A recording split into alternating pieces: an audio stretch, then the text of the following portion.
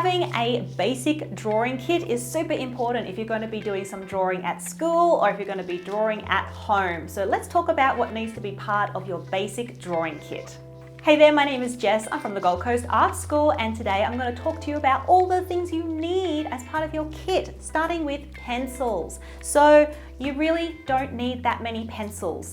Even if you are going to be focusing on lead pencil drawing or graphite drawing, you don't need that many to get you going. So first of all, you do need an HB. This is your most basic drawing pencil. This is what you've been using in school all these years with a rubber on the top. You also need to get yourself a 2B pencil. You also need a 4B and a 6B. Now these pencils here, they get increasingly darker, but also softer.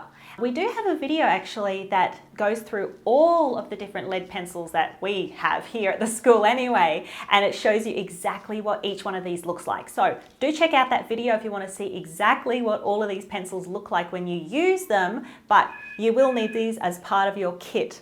Okay, the next thing that you need as part of your kit is also very important because you're probably going to be making mistakes, but you also want to edit your work as you go. What do you need for that? An eraser. We have two different erasers here. Now, these ones here also we've made a video about it. It's up on our YouTube channel, yada, yada, yada. If you haven't subscribed already, I hope you do after this one. You need to get yourself a hard eraser. Make sure that it is good quality, because some of the cheaper quality ones, they just don't work. They fall apart. I don't know what, they don't work. They just don't work. So don't waste your money. You don't need to spend a lot to have good quality products when it comes to really basic drawing things, but don't get absolutely basic generic stuff. The other eraser that you probably want as part of your kit is this one here.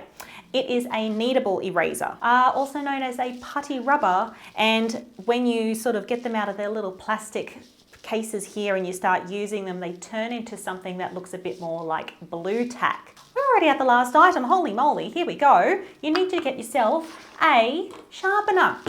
When you're working with pencils, it's super important that you do keep your pencils nice and sharp. Reason being is that you're probably going to be doing some really beautiful detailed work, fine lines. You want to get some sort of textural look to your work, and you're only going to get that with a sharp pencil. So make sure your pencils are sharp. Some of these can actually be kind of expensive, but you don't need an expensive sharpener.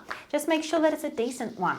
I would recommend one of these metal ones because it tends to stay sharp for a much longer time. It's pretty good quality. It's very solid. You can get these in single and double barrel. These plastic ones here are okay, but they're not super duper great. I found that sometimes the blades on these really cheap plastic ones dull very quickly, and then they start eating up your pencils, and that's not a good time either.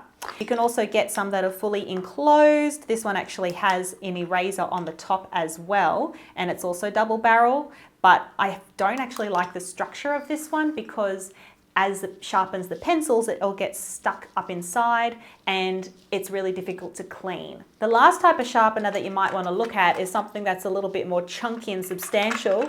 This is a hand cranked one. You can also get these that are battery operated or even ones that plug into the wall. So you can go all out with your sharpener if you really want, but you don't have to.